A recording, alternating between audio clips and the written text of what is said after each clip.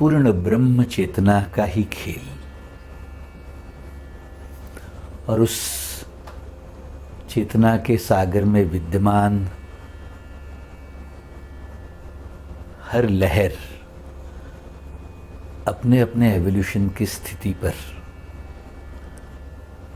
धीरे धीरे धीरे धीरे उत्क्रांति करते करते आज ऐसे बने।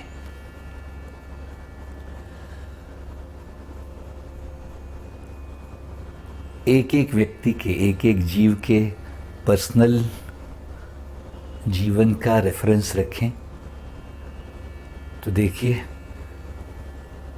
जिस जीव ने जिस दिशा में जितने समय के लिए अपना मन दिया, उन्होंने अपने आप के लिए वैसा जीवन निर्माण कर लिया। बाहर की दुनिया व्यक्ति, वस्तु और परिस्थिति वाली, उसको जितने समय के लिए अपना मन देते रहे वो तो इकट्ठा हो गया, चेतना की परिपक्वता हुई कि नहीं पता नहीं। 5 इंद्रियों के सुखों की तरफ अपना मन देते गए तो वो भोग पा लिए, लेकिन चेतना की परिपक्वता हुई कि नहीं पता नहीं। और जितना समय, जितनी ऊर्जा, जितना मन साधना, सत्संग, सेवा वाले सात्विक सुखों की तरफ देते गए तो बाहर की दुनिया की समृद्धि, मैं कहता हूँ, अपने आप ही प्रस्थापित होती गई होगी। अंदर की दुनिया की भरपूर समृद्धि पाली होगी। जीवन का खेल ऐसा है,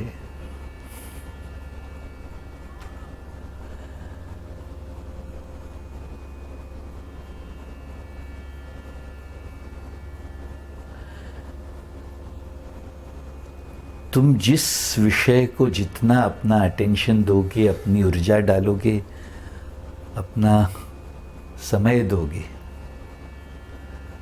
तुम वैसा अपना जीवन क्रिएट कर लोगे।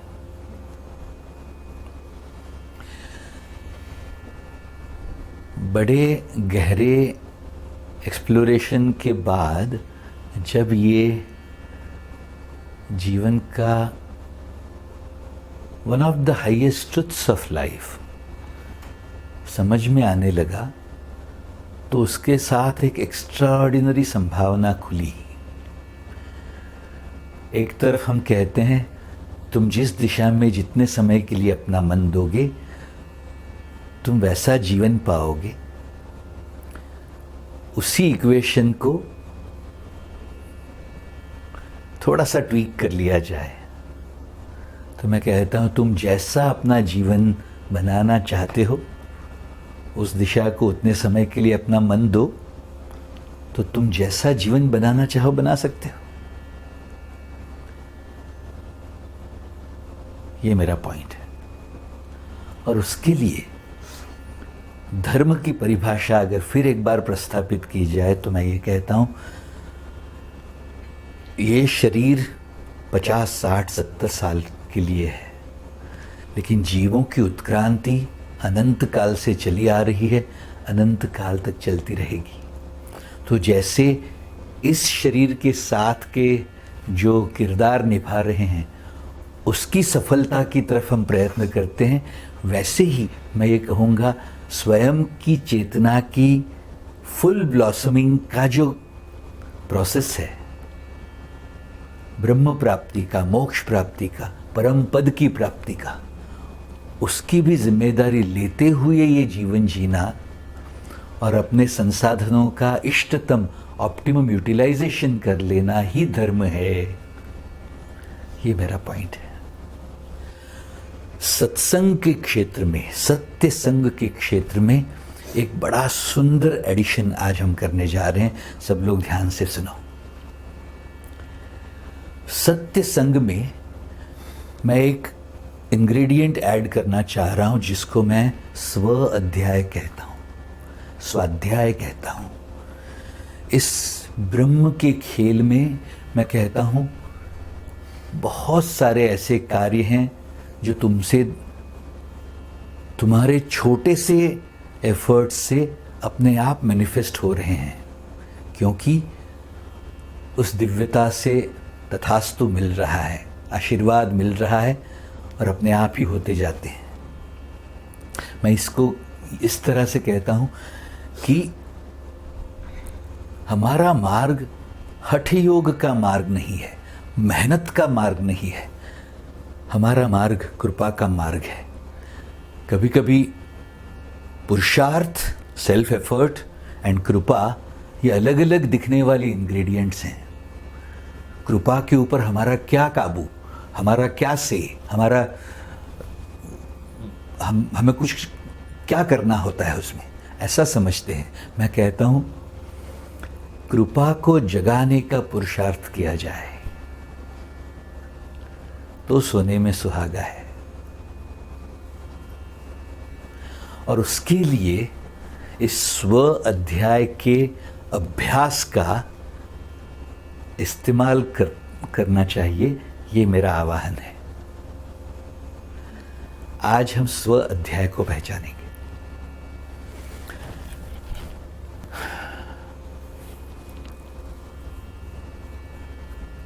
आप गौर से देखें, आपकी चेतना में, पर्सनल कॉन्शियसनेस में जो कुछ भी घट रहा है, उसको अगर ध्यान से देखा जाए तो मैं कहता हूँ मोमेंट बाय मोमेंट जीवन में हम बहुत महत्व का किरदार निभा रहे हैं, इम्पॉर्टेंट रोल प्ले कर रहे हैं अपने ही जीवन को मैनिफेस्ट करने में। हमारा जो रोल है हमारे ही जीवन में, मैं उसको स्व अध्याय कहता हूं और उसके मैं 3 सेक्शंस डिफाइन करना चाह रहा हूं। ध्यान से सुनिएगा। पहला सेक्शन स्व अध्याय का मैं कहता हूं रिकॉग्नाइजिंग योर ओन टेंडेंसीज। जैसे बहुत डिटेल में हम वर्णन कर चुके हैं कि इस मोमेंट बाय मोमेंट फ्लो में बाहर की दुनिया में व्यक्ति, वस्तु और परिस्थिति जो हैं वो रेगुलर बेसिस पर मोमेंट टू मोमेंट तुम्हारी चेतना में अलग अलग भावों को ट्रिगर करने का कार्य करती रहती है। हर क्षण तुम्हारी चेतना में जो ट्रिगर हुआ वो तुम्हारे जीवन का अनुभव बनाता है और उसमें अभी तक जिए हुए जीवन के आधार पर तुम्हारी जो टेंडेंसीज बनी हुई हैं, आदतें बनी हुई हैं, कुछ क्लिष्ट वृत्तियां, कुछ अक्लिष्ट वृत्तियां, कुछ नुकसान करने वाली आदतें, कुछ लाभ करने वाली आदतें, ये जो आदतें बनी हुई हैं वो आदतें व्यक्तियों, वस्तुओं और परिस्थितियों के द्वारा ट्रिगर होती हैं और उन आदतों की वजह से तुम्हारा अनुभव बनने लगता है moment to moment to moment to moment. तो मैं कहता हूँ स्व अध्याय का पहला क्षेत्र, पहला सेक्शन अपनी आदतों को पहचानना। मैं इसको और गहराई से समझाऊं तो देखना, व्यक्ति, वस्तु और परिस्थिति के बाहर की दुनिया के द्वारा तुम्हारी चेतना में अलग अलग भाव जगते हैं। इस शब्द को समझिएगा, भाव जगते हैं, फ्लेवर्स ट्रिगर होते हैं। अच्छा, उन फ्लेवर्स में कुछ फ्लेवर्स ऐसे हैं जो बार बार जगते हैं तुम्हारी चेतना में। माने क्या, उसी भाव की तुम्हारी चेतना को आदत पड़ी हुई होगी। कुछ भाव बार बार नहीं जगते, कभी कभार जगे, कभी कभार लंबे समय तक जगे ही नहीं वो भाव, तो उसकी आदत नहीं है चेतना को बहुत ज्यादा। जिसकी आदत पड़ी है उन भावों की आप गौर से देखोगे, almost thrown way of living life में ऑलमोस्ट कंपल्सिवली वही भाव बार बार जगते हैं। मैं कहूंगा किसी को अगर गुस्से की आदत है तो थोड़ा सा अप्रसन्न भाव जगा, मन के विपरीत कुछ हुआ, तो उस अप्रसन्नता का direct manifestation, direct trigger point क्या, गुस्से के रूप में। हर एक का वैसा ही एक्सप्रेशन नहीं होता। किसी को गुस्से की आदत नहीं है तो वही अनुभव वो भी कर रहे हैं अप्रसन्नता का, लेकिन गुस्से के रूप में वो भाव ट्रिगर नहीं हो रहा, कुछ और हो रहा है उनकी आदत के मुताबिक। Are you listening to me my dear? एक और एग्जाम्पल से समझाऊंगा। सपोज किसी ने निंदा कर दी। अगर किसी की आदत पड़ी है किसी के क्रिटिसिज्म को डिफेंड करते रहने की, सुन रहे हो मेरी बात, अपना बचाव करते रहने की आदत है, तो जैसे ही तुम्हारे बारे में कुछ चर्चा होती है कंपल्सिवली तुम अपना बचाव करने लगते हो। वही निंदा किसी और की हो, उनकी आदत बचाव करने की नहीं है, गिल्टी फील करने की है। तो उसी निंदा के अनुभव से वो गिल्टी फील करने लगते हैं, अरे मेरे में ही कुछ गड़बड़ है। किसी की ना बचाव की आदत है ना गिल्ट की आदत है, किसी की विड्रॉ कर लेने की आदत है उनके अनुभव के आधार पर। तो वो कहेंगे हाँ ठीक है तुम बोलते रहो, मुझे कुछ लेना देना नहीं। ना वो अपना बचाव करेंगे, ना गिल्टी फील करेंगे, ना सिंसियरली उस फीडबैक को रिसीव करेंगे, वो विड्रॉ कर लेते हैं। मैं ये कह रहा हूं, हर क्षण ट्रिगर होने वाली अपनी आदतों को पहचानना ये स्व अध्याय का पहला अंग है। उसमें दो प्रकार की आदतें दिखेंगी, क्लिष्ट वृत्तियां, जीवन को नुकसान करने वाली आदतें, अक्लिष्ट वृत्तियां, जीवन को नुकसान ना करने वाली आदतें। आप ये देखिए, जैसे ही माहौल मिला जिम्मेदारी लेने का, कुछ कार्य करने का, कुछ ज़रूरत आन पड़ी और किसी की ऑलरेडी रिस्पॉन्सिबिलिटी लेने की आदत है, तो सडनली रिस्पॉन्ड करते हैं, मैं क्या करूं बताइए, मैं ये कर लेता हूं। उसी मौके को कोई और भी देख रहा है और वो कुछ भी नहीं करता, रिस्पॉन्ड ही नहीं करता, क्योंकि रिस्पॉन्सिबिलिटी लेने की आदत नहीं। एक तरफ क्लिष्ट वृत्तियों की वजह से वो आदतें ट्रिगर होने पर अपने जीवन का हम नुकसान कर लेते हैं, वो एग्जैक्टली ऑपोजिट अक्लिष्ट वृत्तियों की वजह से मौके मिलने पर अपने जीवन को सुंदरता भी प्रदान कर लेते हैं। यही हो रहा है कि नहीं मुझे बताओ, जिसको हम स्ट्रेंथ्स एंड वीकनेसेस कहते हैं, plus points and minus points कहते हैं, दुर्गुण एंड सद्गुण कहते हैं, वो है क्या? अभी तक के जिए हुए जीवन के आधार पर बनी हुई आदतों का ढांचा है ये। मैं कहता हूं अपनी आदतों को पहचानते जाना। मैं उसको और गहराई से समझाऊं तो घटनाओं के माध्यम से, लोगों के बिहेवियर के माध्यम से जो भाव जग रहे हैं, उन भावों के नीचे की आदत को पहचानना ये स्व अध्याय का पहला अंग है। सुन रहे हो मेरी बात? सिर्फ भावों को नहीं देखना, मेरी आदत है ये भी पहचान पाना, ये स्व अध्याय का पहला अंग है। मैं जैसे कहता हूं सत्य डायमंड जैसा है, वैसे ही सत्य अनियन जैसा भी है। एक एक लेयर खुलती है, अलग अलग दिखाई देता है। उसको अगर देखें तो सत्यों का लेयर आफ्टर लेयर का खेल। तो ऊपर ऊपर का सत्य क्या नजर आता है कि व्यक्ति, वस्तु या परिस्थिति की वजह से मुझे ये भाव जगा, ऊपर लेवल का सत्य है। थोड़ा सा सत्य का एक और लेयर खोलो तो समझ में आता है उन व्यक्ति, वस्तु और परिस्थितियों की वजह से मुझे जो अनुभव हुआ, मेरी वृत्तियां ट्रिगर होने की वजह से हुआ। ये स्व अध्याय का पहला अंग, अपनी टेंडेंसीज को पहचानना। और उसमें हानिकारक टेंडेंसीज कौन सी हैं तो आपको पता ही है, काम, क्रोध, लोभ, मोह, मद के 11 फ्लेवर्स एंड मत्सर। जब ये टेंडेंसीज ट्रिगर होती हुई देखें तो ऑब्जर्व, फिल्टर एंड सरेंडर करते हुए त्यागते जाना। ये स्व अध्याय का पहला अंग है। स्व अध्याय का दूसरा अंग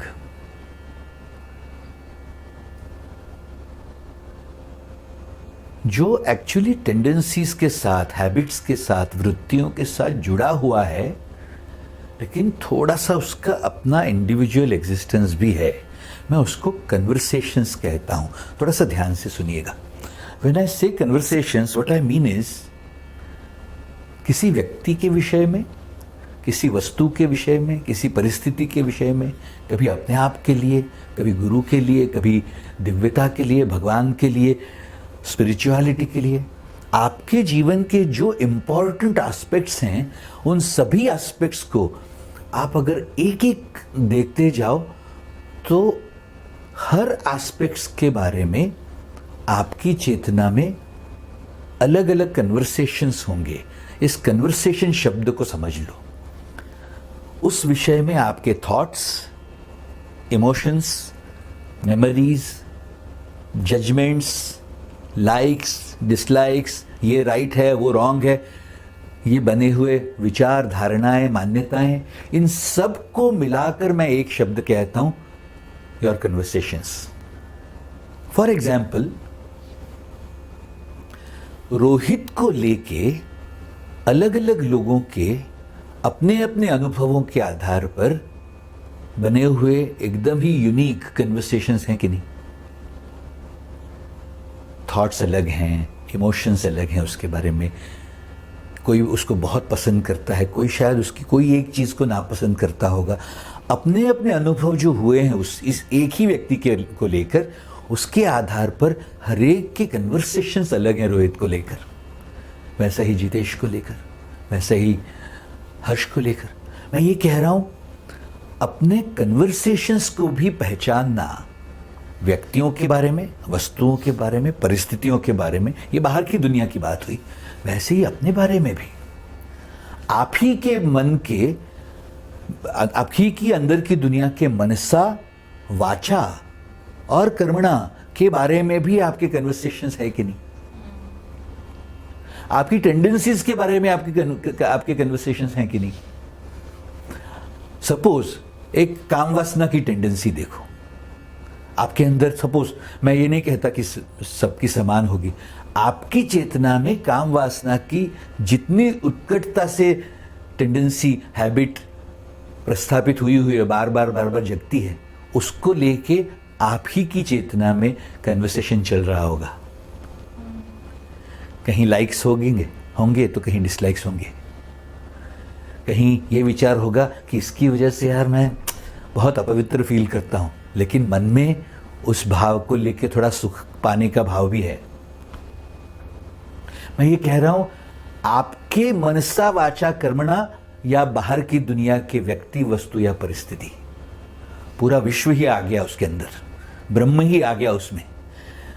किसी भी विषय को लेकर आपका जो कन्वर्सेशन है उसको पहचानोगे तो एक फैंटास्टिक सत्य खुलेगा तुम्हारे सामने। Your life is occurring in your own conversations, my dear.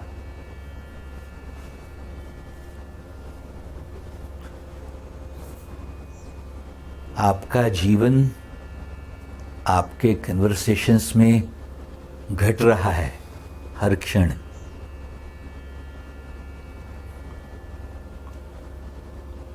अच्छा, ये पहचान लेने के बाद, ये सत्य तुम्हारी चेतना में अगर प्रस्थापित हो गया, तो उस आधार पर मैं आगे का एक सत्यों का लेयर खोलना चाहता हूं। तुम्हारे कन्वर्सेशंस के अंदर तुम्हारा व्यक्तिगत रियलिटी बन रहा है, पर्सनल रियलिटी। ये समझ लेने के बाद मैं आपको एक प्रश्न पूछना चाह रहा हूं। मैं कहता हूं 3 प्रश्न पूछना चाह रहा हूं। पहला प्रश्न, are your conversations complete truths?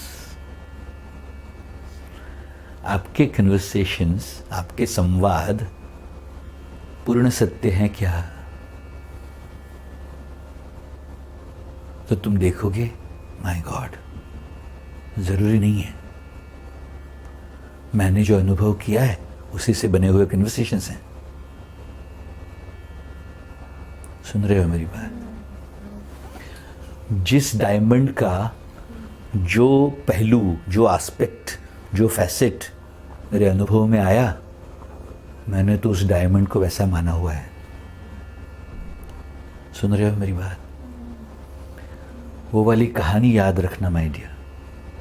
4 अंधे लोगों को हाथी से मिलवाया गया। किसी ने हाथी की सूंड पकड़ी, किसी ने दांत पकड़ा, किसी ने पैर पकड़ा, किसी ने पूंछ पकड़ी। और फिर पूछा गया, हाथी कैसा लगा तुम्हें?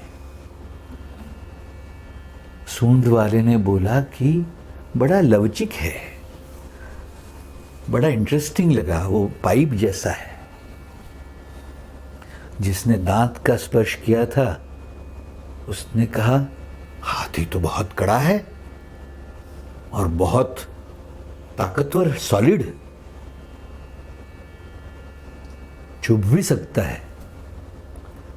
जिसने हाथ पैर पकड़ा था उसने बोला, हाथी तो खंबे जैसा है। जिसने पूंछ पकड़ी थी वो बोला, वो खर्राटे जैसा लगा, वो झाड़ू जैसा। सुन रहे हो क्या मेरी बात? इस जीवन के हाथी को किसी ने पूरा देखा है क्या?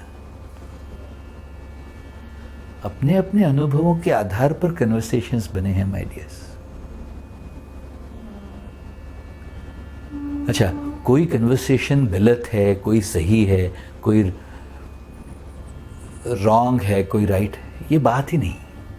मैं कहता हूं, पहला प्रश्न अपने कन्वर्सेशंस को देख लेने के बाद प्रामाणिकता से और हिम्मत से अपने आप को पूछना चाहिए, are your conversations complete truths? तब मन खुलता है, माय गॉड, मैंने जो अनुभव किया मैंने उसी को रियलिटी माना। पूर्ण सत्य होना जरूरी नहीं।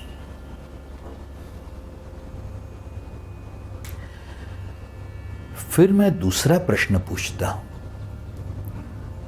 आपके कन्वर्सेशंस में आपकी रियलिटी बन रही है और वो पूर्ण सत्य होना जरूरी नहीं है। ये एस्टैब्लिश होने के बाद का ये लेयर है सत्य का। मैं दूसरा प्रश्न पूछता हूं, तुम्हारे कन्वर्सेशंस रखने योग्य हैं या त्यागने योग्य? पूर्ण रियल नहीं है ये समझ लेने के बाद ये सत्य खोलोगे तो और रेलेवेंट लगेगा तुम्हें। जिनकी बुद्धि इतनी परिपक्व ही नहीं हुई कि मेरे कन्वर्सेशंस में मेरी रियलिटी है ये समझ पाए और मेरे सभी कन्वर्सेशंस पूर्ण सत्य नहीं हैं, ये करेजियसली एक्नॉलेज कर पाए, ऐसी अगर बुद्धि ही नहीं बनी तो आगे का पृथक्करण, आगे का एक्सप्लोरेशन उनके लिए रियली नॉट एप्लीकेबल है माय डियर्स। जिनकी बुद्धि उस लेवल तक पहुंची उनके लिए ये प्रश्न रिलेवेंट है। मैं कहता हूं, तुम्हारे कन्वर्सेशंस में कौन से ऐसे कन्वर्सेशंस इकट्ठा हो गए हैं जो तुम्हारे ही जीवन को नुकसान कर रहे हैं, तुम्हारे जीवन को लाभ कर रहे हैं? कुछ कन्वर्सेशंस तुम्हें अंदर से ही पता लगेगा, धर्म के पर्सपेक्टिव से, ये रखने योग्य तो नहीं है। सुन रहे हो क्या मेरी बात?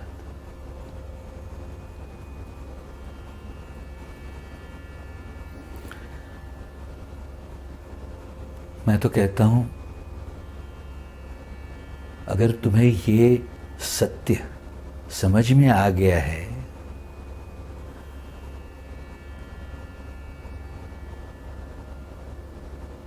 कि तुम्हारे कन्वर्सेशंस में तुम्हारी रियलिटी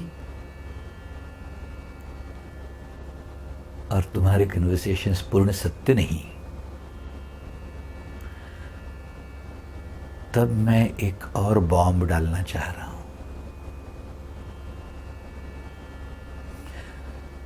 मैं कहता हूं,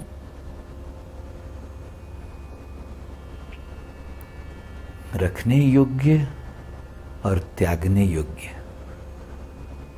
ये फिल्टर लगने के बाद तीसरा प्रश्न है, are you courageous enough to drop the undesirable conversations? तुम्हारी चेतना में जिनको सत्य मान के जी रहे हो, ऐसे हाफ ट्रुथ्स एंड तुम्हारी चेतना को ही बांधने वाले, रिस्ट्रिक्ट करने वाले, दूषित करने वाले, कल्याण में बाधा बनने वाले, ऐसे जितने कन्वर्सेशंस तुम पकड़ के बैठे हो, तुम उनको त्यागने के लिए तैयार हो क्या? ये प्रश्न इसलिए मैं कह रहा हूँ, पूछ रहा हूँ, कई बार जैसे ही कन्वर्सेशंस पूर्ण सत्य नहीं और रखने योग्य नहीं, ये समझ में आते ही अंदर से ही आवाज उठेगी कि मुझे इनको त्याग देना है। लेकिन कई बार विक्टिम कॉन्शियसनेस की ईगो से प्रेरित या अपना ही बचाव करने की जरूरत वाले अहंकारी इस एक गड़बड़ में फंसते हैं कि अब अगर मैं ये कन्वर्सेशन त्याग दूं तो प्रूव हो जाएगा कि मैं ही गलत था,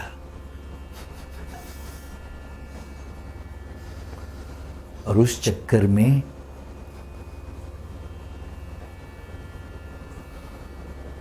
ना पूर्ण सत्य वाले, ना रखने योग्य, ऐसे कई सारे गड़बड़ वाले, रिस्ट्रिक्शन करने वाले कन्वर्सेशंस को त्याग कर मुक्त होने का मन नहीं बनता। Are you listening to me my dears? इसलिए ये तीसरा प्रश्न है। मैं ये सबके लिए पूछ नहीं रहा। नेचुरली ही एक सिंसियर सीकर को, विद्यार्थी का कैप अगर ऑन रहा, स्टूडेंट बने रहे, तो नेचुरल प्रोसेस है, जैसे ही गड़बड़ नजर आएगी छूटने का मन अपने आप होगा। सुन रहे हो मेरी बात? अगर victim, superiority complex, defence, your need to blame वाला अहंकार अगर हावी नहीं हुआ तो बात बनेगी। सब सुन रहे हो? मैं फिर से एक बार स्व अध्याय पर आता हूं। 3 सेक्शंस हैं स्व अध्याय के। पहला सेक्शन, अपनी टेंडेंसीज पहचानो। वृत्तियों के बारे में एक्सट्रीमली शार्प अवेयरनेस के साथ सजग हो जाओ, क्योंकि अगर तुम्हारी अवेयरनेस में वो आई नहीं तो कितने समय तक वो अपना खेल खेलती रहेंगी तुम्हारे जीवन में, तुम्हारा कोई कंट्रोल नहीं रहेगा। सुन रहे हो? सालों से स्पिरिचुअलिटी में डूबे हुए लोगों का भी मैं ये खेल देखता हूं।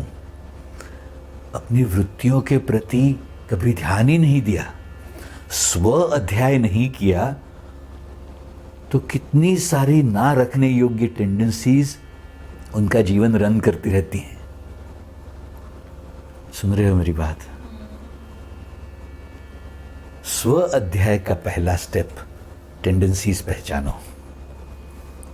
स्व अध्याय का दूसरा स्टेप, जीवन के इंपॉर्टेंट एस्पेक्ट्स को लेकर तुम्हारे कन्वर्सेशंस को पहचान लो। माय डियर, मैं तो कहता हूं नोटबुक लेके बैठो, एक एक पन्ने पर इंपॉर्टेंट लोग, जॉब, स्पिरिचुअलिटी, साधना, तुम्हारे जीवन के अलग अलग महत्व रखने वाले एस्पेक्ट्स का लिस्ट नोट डाउन करो, और हर व्यक्ति या वस्तु या परिस्थिति को लेकर, अपने आप को लेकर, गुरुदेव को लेकर, साधना को लेकर, पैसे को लेकर, रिलेशनशिप्स को लेकर, जो तुम्हारे कन्वर्सेशंस हैं, मैं कहता हूं लिस्ट बना लेना। जब वो लिस्ट एक एक करके देखते जाओगे तब समझ में आएगा उनमें से कितने सारे कन्वर्सेशंस ना सत्य हैं, ना रखने योग्य हैं। और बेवकूफ़ों की तरह बेभान अवस्था में तुम्हारे जीवन को रन करते रहते हैं, तुम्हारी रियलिटी बनाते रहते हैं। सब सुन रहे हो क्या?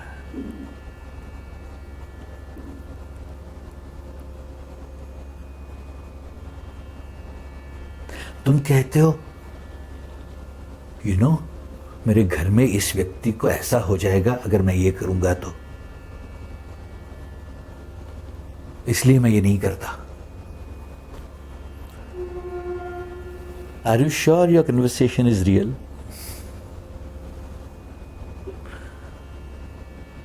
Is it forwarding your life? Are you courageous enough to drop them?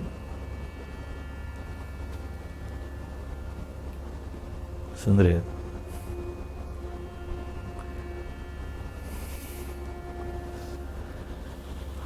Jin conversations से तुम्हारी रियलिटी बन रही है, मैं कहता हूं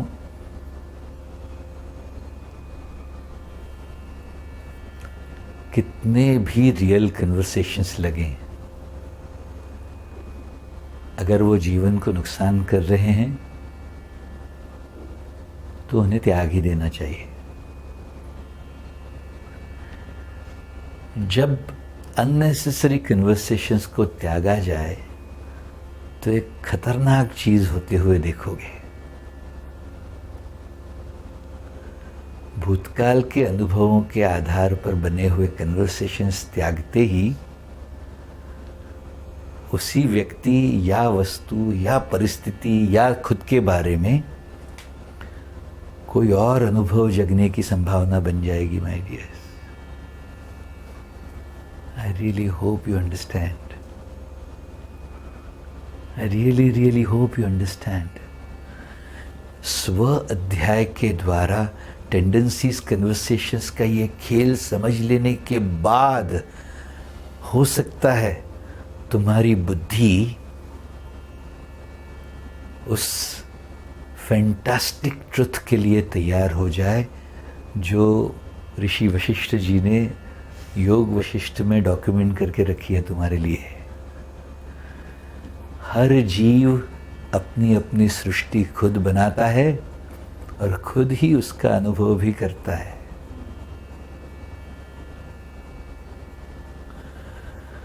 सुन रहे हो क्या मेरी बात? मैं उसी फैंटास्टिक ट्रुथ को थोड़ा सा आगे लेके जाना चाह रहा हूं। पहले तुम पहचान लो कि तुम ही अपनी सृष्टि बना रहे हो और खुद ही उसका अनुभव भी कर रहे हो। वो कर लेने के बाद मैं कहूँगा तुम जैसी अपनी सृष्टि बनाना चाहते हो बना लो। टेक्नोलॉजी बहुत सिंपल है, अभ्यास की जरूरत है।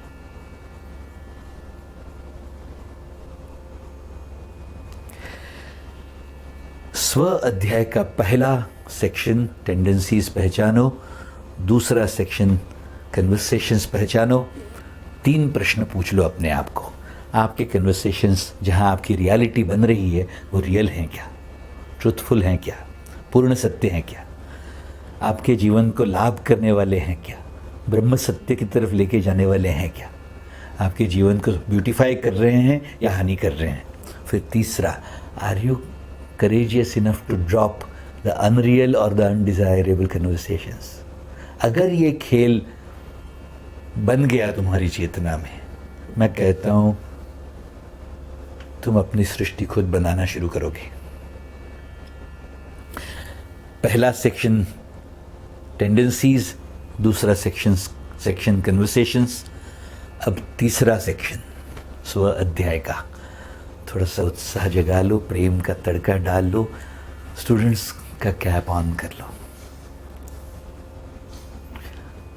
आप गौर से देखना, तुम्हारी चेतना में कोई टेंडेंसी बार बार जग रही हो, वृत्ति बार बार उजागर हो रही हो, या जो कन्वर्सेशंस बने हुए हों, उनको गौर से देखोगे, सब सुन रहे हो ना, तो उनके पीछे, उनके नीचे या तो भूतकाल के अनुभव का कोई,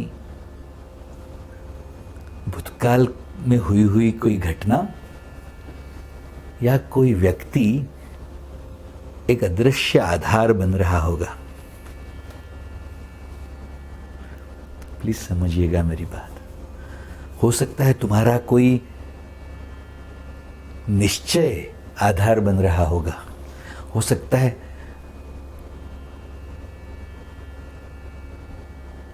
सुन रहे हो, तुमने लिया हुआ कोई डिसीजन आधार बन रहा होगा। इसको थोड़ा सा गौर से देखिएगा। बहुत सजग रहते हुए ये देखना, अलग अलग लोग उनकी प्रेजेंस मात्र से, उपस्थिति मात्र से, उनके जस्ट होने भर से तुम्हारी चेतना में अलग अलग भाव उठने के लिए आधार बनते हैं। तुमसे अलग अलग कार्य होने के लिए आधार बनते हैं। सब सुन रहे हो? वो जानबूझ के कुछ नहीं कर रहे होंगे, उनको शायद पता भी नहीं हो कि उनके प्रेजेंस में अपने आप ही तुम्हारे मन में ये जगता है। लेकिन तुम्हारी चेतना में उठती हुई टेंडेंसीज, तुम्हारी चेतना में जगते हुए कन्वर्सेशंस के नीचे अपने आप अनायास एक इनविजिबल आधार दिखेगा तुम्हें, if you are aware enough.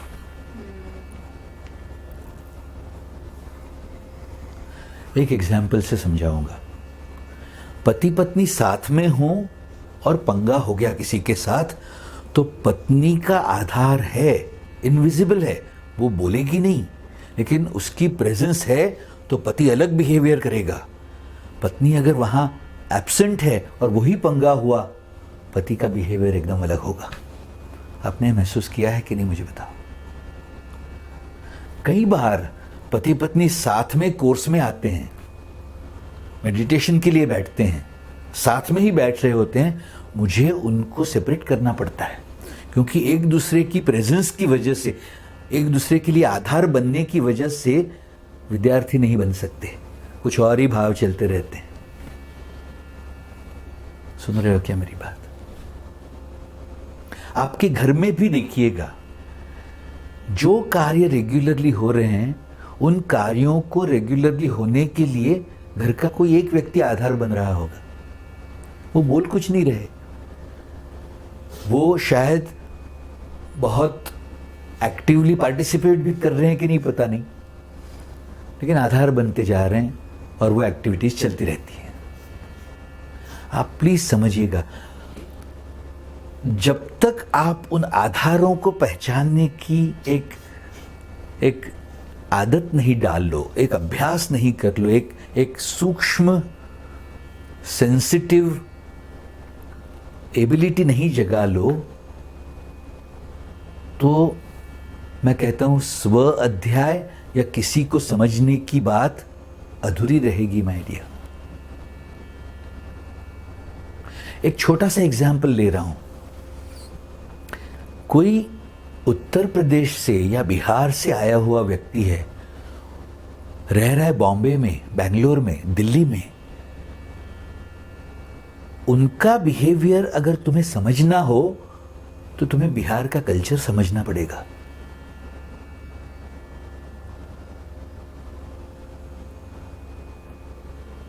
कोई कन्नडिगा बड़ौदा में रहते हुए कोई स्पेसिफिक बिहेवियर कर रहा है, उसको अगर सचमुच जानना हो कि ये ऐसा क्यों कर रहे हैं, किस आधार पर, तो हो सकता है कर्नाटक का कल्चर, वहाँ के रीति रिवाज, उनसे बना हुआ एक वृत्तियों का ढांचा यहाँ प्ले कर रहा होगा। कोई भड़बड़ बोलने वाली टेंडेंसीज वाला व्यक्ति ऐसी कहीं जगह चला जाए जहां खुल के अपने मन को एक्सप्रेस करने का कल्चर ही नहीं है, तो लोग उसको वहां पर समझ ही नहीं पाते।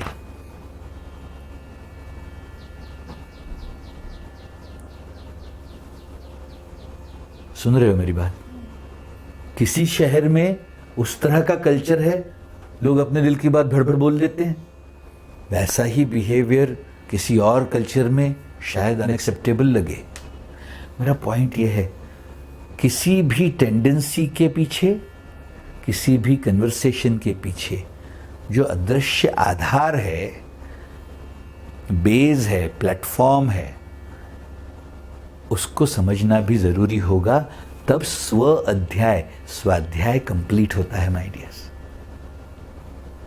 मैं अपने अनुभव से समझा रहा हूं तुम्हें। दुनिया में 60 कंट्रीज में ट्रैवल किया, एक क्षण के लिए, एक आयोटा के लिए मुझे कभी डर नहीं लगा, असुरक्षितता नहीं लगी, कभी ये नहीं लगा कि कैसे होगा, क्या होगा, कौन संभालेगा। एकदम अनजान जगह जा रहा हूं, कंप्लीटली अननोन प्लेस में जाके कैसे काम करूंगा। ये सब मेरे द्वारा होने वाली एक्टिविटी के पीछे एक आधार, मेरे गुरुदेव का प्रेजेंस, वो है तो जीवन का आधार क्लियर है एकदम। अच्छा, आप ये देखिए, 156 देशों में 5000 से ज्यादा केंद्रों में करोड़ों लोग आर्ट ऑफ लिविंग के इस फैमिली से जुड़े हैं, एक आधार की वजह से।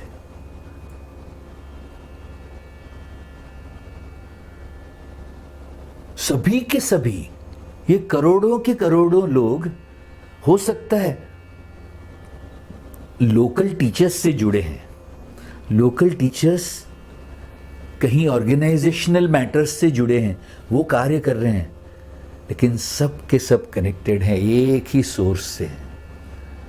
एक नए आए हुए पार्टिसिपेंट को शायद वो समझ में नहीं आए ये आता कहां से है। सुन रहे हो क्या मेरी बात?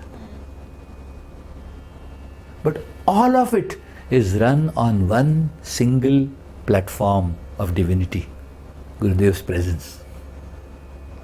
अच्छा, आप गौर से देखो, मैं इस तरह से अगर समझाऊं उसको कि आर्मी में, फोर्सेस में एक बड़ा ब्यूटीफुल एक्सप्रेशन है, कहते हैं क्लियरिंग। सपोज जंगलों में कोई काम करना हो तो जंगल थोड़ा सा काट के एक क्लियर एटमॉस्फेयर बनाना पड़ता है, पेड़ काट के, और वहां उस आधार पर उस जंगल के विस्तार की सब एक्टिविटीज रन करते हैं, वो उसको क्लियरिंग कहते हैं। वो बहुत पॉपुलर टर्म है। वहां होने वाली सभी एक्टिविटी के लिए वो एक छोटी सी जगह आधार बनती है, बेस बनती है, अड्डा बनती है। उसमें उस क्लियरिंग में सपोज एक ऑफिस है, एक किचन है, एक डाइनिंग रूम है। तो डाइनिंग रूम एडमिनिस्ट्रेटिव एक्टिविटी का आधार नहीं बनती, वो अलग एरिया, अलग एक्टिविटी का आधार बनती है। किचन अलग एक्टिविटी का आधार बनती है, एडमिनिस्ट्रेटिव ऑफिस अलग एक्टिविटी का आधार है, एंड प्लेग्राउंड अलग एक्टिविटी का आधार है। उसमें भी उसी डाइनिंग एरिया में कोई एक स्पेसिफिक एरिया कुछ लोगों का आधार बन रहा है, कोई बात चल रही है वहां। तो मैं इस एंगल से मैं ये समझाऊंगा, आप देखिएगा, सपोज किसी सिटी में सबसे ज्यादा रिस्पॉन्सिबिलिटी लेने वाला आर्ट ऑफ लिविंग कोई टीचर हो, तो उनकी प्रेजेंस में आर्ट ऑफ लिविंग की बहुत सारी एक्टिविटीज होती रहती हैं। अगर वो एक व्यक्ति एब्सेंट हो जाए तो वो सभी की सभी एक्टिविटीज डिस्पर्स हो जाती हैं। Have you notice that my dear? तो मैं ये कह रहा हूं, पूरे विश्व भर में आर्ट ऑफ लिविंग की एक्टिविटीज का आधार गुरुदेव प्रसन्न की प्रेजेंस है, लेकिन उनकी प्रेजेंस में भी किसी सिटी में कोई सीनियर टीचर आधार बन रहा होगा। सीनियर टीचर की प्रेजेंस में अलग अलग एरिया के 4 नॉट सो सीनियर टीचर्स या उनके द्वारा तैयार किए हुए 4 टीचर्स एक छोटा छोटा एरिया संभालते होंगे। सुन रहे हो क्या मेरी बात? और हर एरिया का एक लीडर होगा जो उस एरिया की एक्टिविटीज का आधार बन रहा होगा। मेरा पॉइंट समझिए, अगर आप ये स्ट्रक्चर जो है आधारों का, बेसिस का, प्लेटफॉर्म्स का, ये भी समझते जाओ तो पूरा का पूरा स्ट्रक्चर, टेंडेंसीज, कन्वर्सेशंस और आधार, ये और क्लियरली समझ में आने लगेगा तुम्हें। For you to be what you are today, look what has become the आधार।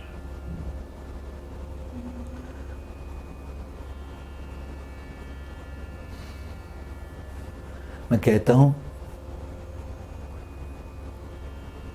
तुमने इंजीनियरिंग किया, उसका कौन आधार बना? तुमने शादी की, कौन आधार बना? या शादी नहीं की, क्या घटना आधार बन रही है? कौन व्यक्ति आधार बन रहा है? ये अदृश्य आधार कभी ऑब्वियसली दिखने वाले नहीं है, लेकिन वो अपनी प्रेजेंस से उस तरह की घटनाएं घटने में कंट्रीब्यूशन करते रहते हैं। Are you listening to me my dear? ये आधार कहो, प्लेटफॉर्म कहो, बेस कहो, क्लियरिंग कहो, जो नाम देना है उसको, ये स्व अध्याय का 3रा सेक्शन है। तुम्हारी हर टेंडेंसी के पीछे कोई आधार होगा, क्लिष्ट हो या अक्लिष्ट हो। कोई व्यक्ति तुम्हें हमेशा movies and fun and food and मस्ती, उसके लिए आधार बन रहा होगा। कोई हमेशा साधना या मेडिटेशन या नॉलेज, उसके लिए आधार बन रहा होगा। कोई हमेशा सेवा का आधार बन रहा होगा। कोई क्लीनलीनेस का आधार बन रहा होगा। कोई धर्म का आधार बन रहा होगा। मैं कहता हूं, आधार पहचानो। स्व अध्याय का ये जो गेम तभी कंप्लीट होता है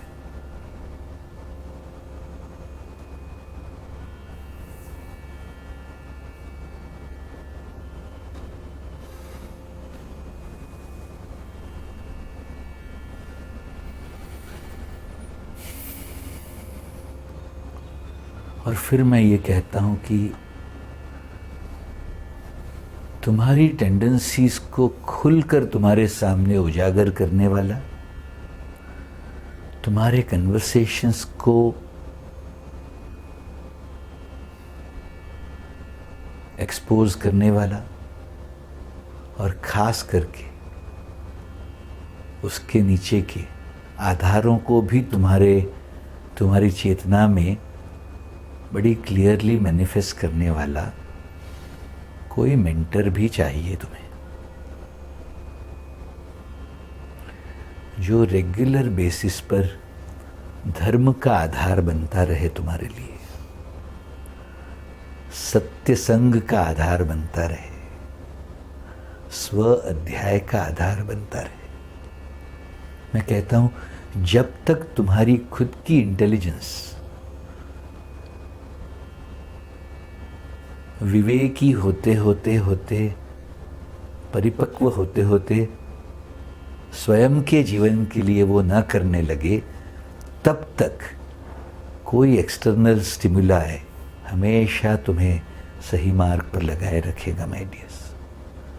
और उसी प्रेजेंस को मेंटर कहते हैं, टीचर कहते हैं, गाइड कहते हैं, कोच कहते हैं। And I guarantee you, spirituality के इस एब्स्ट्रैक्ट मार्ग पर तुम्हें मेंटर की जरूरत पड़ेगी।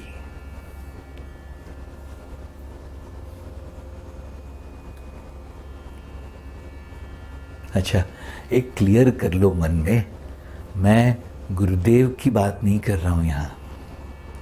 वो तो हवा जैसे हैं, वो हमारे लिए मार्ग हैं। हम जिस मार्ग पर, जिस आधार पर एक दूसरे से कनेक्टेड हैं, वो प्रेजेंस ही वो है। उनके बगैर ये पॉसिबल नहीं है। किसी और की ताकत नहीं है ये करने की। उनकी प्रेजेंस से ही हो सकता है ये। मैं कहता हूं क्लियर माइंड से अगर देख लो तो गुरुदेव ये पथ हैं हमारे लिए। मैं कई बार ये एग्जाम्पल देता हूं। जर्मनी में नेशनल हाईवेज को ऑटोबान कहते हैं, और उनकी एक खासियत ये है कि उन ऑटोबान्स पर किसी भी व्हीकल के लिए कोई स्पीड लिमिट नहीं है। उनका विश्वास देखिए अपनी प्रजा के प्रति। वो कहते हैं तुम्हारी जितनी ताकत हो, तुम्हारी बुद्धि के मुताबिक तुम उतनी speed low. Everybody is wise enough to understand I am comfortable in this much of speed. You take that speed. Everybody is wise enough to understand the risk factor involved. Calculate it and take that speed. अपना मार्ग भी, अपने गुरुदेव का presence भी उस autobahn जैसा है my dear. मैं कहता हूं इन्फिनिटी इज पॉसिबल देयर। तुम्हारी जितनी ताकत हो उतनी स्पीड ले सकते हो एवोल्यूशन की, उनकी प्रेजेंस में। सुन रहे हो?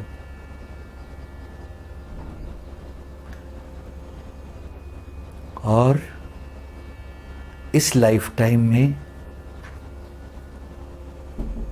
कहाँ पहुंचना है ये भी तुम ही तय कर सकते हो। और उसके लिए जो इस पाथ पर लंबे समय से अपनी अपनी गाड़ियां चला चुके हैं, वैसे कोई नेविगेटर भी बैठ जाए तुम्हारी गाड़ी में,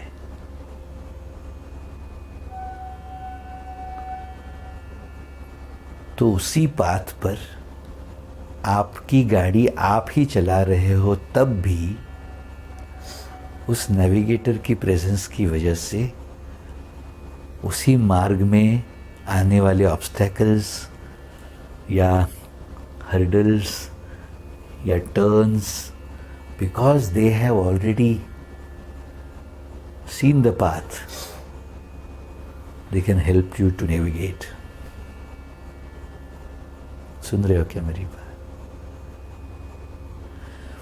मैं गुरुदेव के प्रेजेंस को उस पाथ की तरह देखता हूं, और उसी पाथ पर तुम्हारी गाड़ी तुम ही चलाओगे नेविगेटर के हेल्प से, सहारे से, मनोवरिंग से। उसको मैं मेंटर कहता हूं। सुन रहे हो मेरी बात?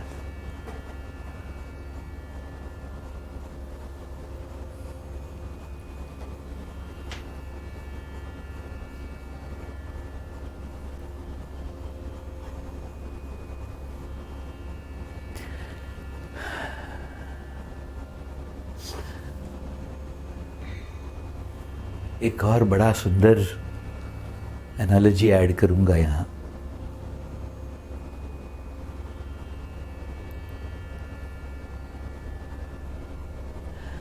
ऑस्ट्रेलिया से एशिया की तरफ समुद्र के सतह के नीचे बहुत सारे अंडर वाटर करंट्स चलते हैं।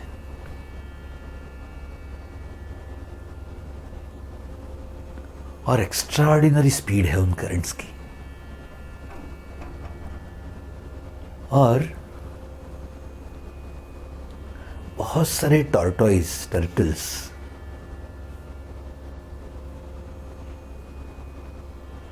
उन करंट्स के द्वारा लिटरली हजारों किलोमीटर्स का पाथ तय करते हुए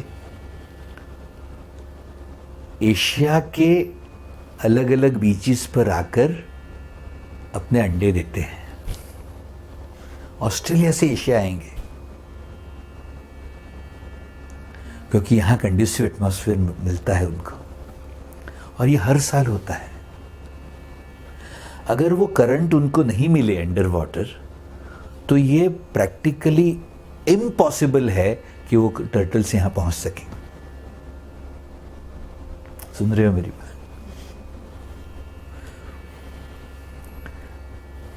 उस अंडर वाटर करंट का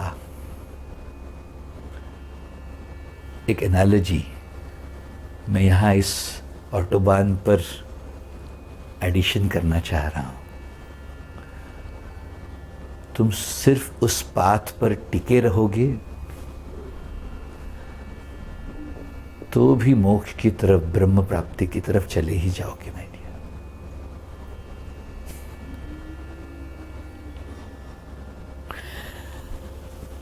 उनकी करुणा, उनकी कृपा दृष्टि, उनका प्रेजेंस, उनका दिया हुआ यह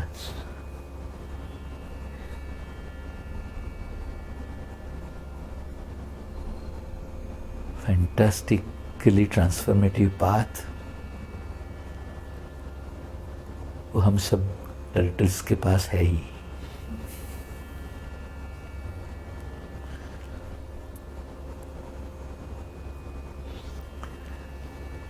इसी पाथ पर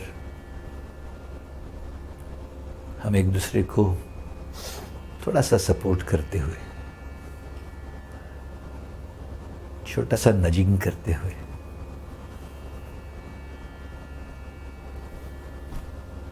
धर्म के मार्ग पर लगाए रखें। अपनी टाइम, एनर्जी एंड माइंड का ऑप्टिमम यूटिलाइजेशन करते रहें और इसी लाइफ टाइम में मोक्ष प्राप्ति कर लें। ये निश्चय लेकर लग जाना चाहिए। ये मेरी गुहार है।